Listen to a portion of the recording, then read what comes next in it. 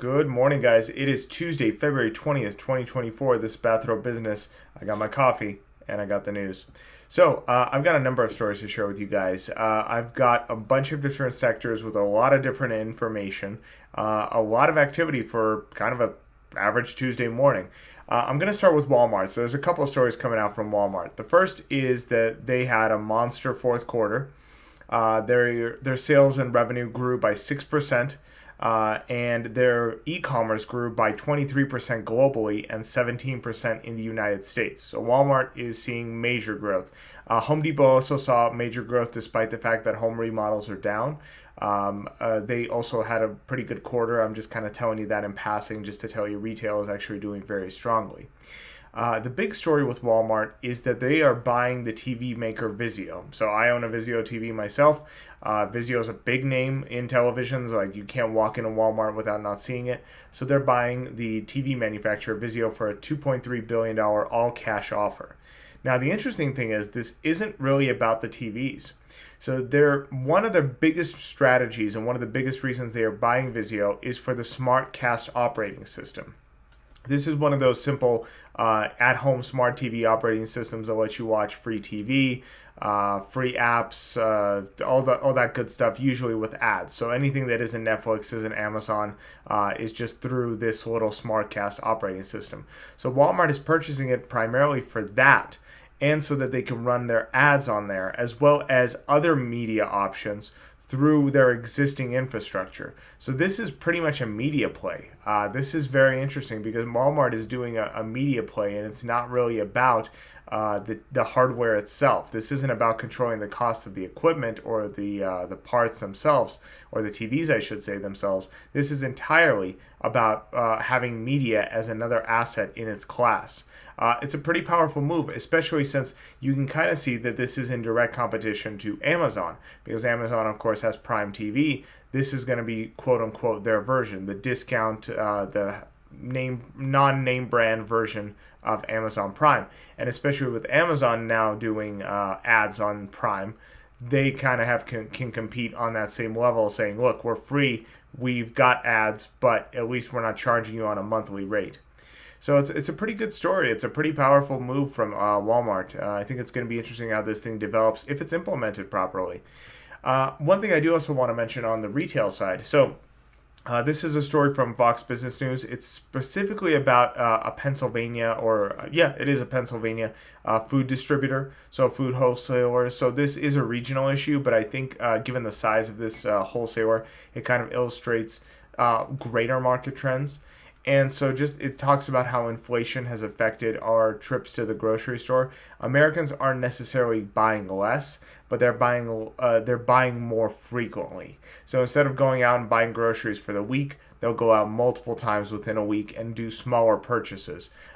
This is to be expected as inflation grows, but I also think that this is an interesting proposition for many retailers, because as more people come into the store more often, you have options of offering them more and more products every time they come in, especially those ones that are near the register that are often impulse buys.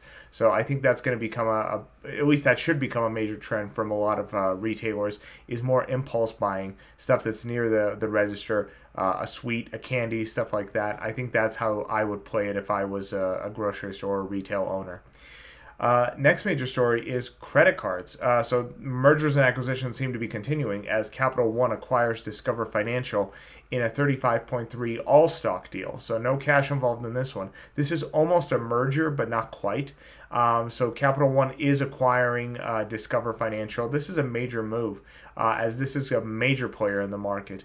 So essentially, it's going to take place over the next year or so. They think the close will happen by the end of 2024, beginning of 2025. But by doing this, Capital One will have a major seat in the credit card table. They will be controlling a large value of it, seeing as how they already have Visa and MasterCard.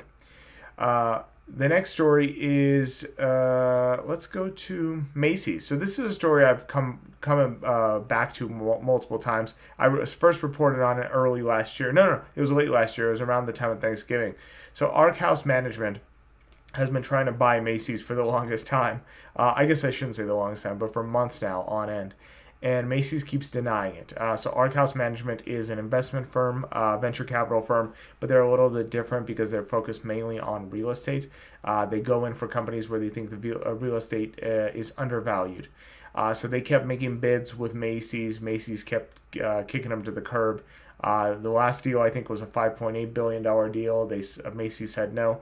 Well, now Macy's is in the middle of a proxy war, as Arc House has nominated 9 individuals to stand for election as directors in the department store. So essentially, they're moving now into a hostile takeover. This is a pretty smart strategy. If you can't beat them, join them, literally. So if this does play out, which I think they will, because it's going to be hard to fight off. Proxy wars are generally pretty successful from the activist. They're usually able to make some kind of moves and some kind of strides. So I think that Arc House is going to be able to make it onto the board. And if they do, I think we could see movement towards sale as they start to push the board more and more. So it'll be interesting how this story develops, and this will be a good case study for people years from now on how to acquire a resistant company. Last story I have is about private credit. So private credit is booming. So essentially this is an alternative to traditional banking. So with traditional banking becoming more and more expensive and more difficult to finance, sorry, I'm making noise over here, and more difficult to finance from a business standpoint, private credit is booming. So the private markets are moving from 1.6 billion to a potential 2.8 billion at the end of the year. So it's growing almost by double. BlackRock is actually estimating that the forecast could reach up to 3.2 trillion. These aren't trillions, by the way. I'm sorry, I may not have mentioned that. It's growing from 1.6 trillion to 2.8 trillion, and BlackRock is estimating it could reach 3.2 trillion. So in other words, doubling this year. This is pretty powerful, especially as interest rates are rising. Banks are becoming more and more restrictive. I constantly look at when in these environments we're getting alternatives to traditional banking. Like I've talked on this channel for consumers about Klarna and others. What are those companies? They're like pay-as-you-go. So little financing companies, fintech companies that allow you to break down your online purchases or over multiple orders.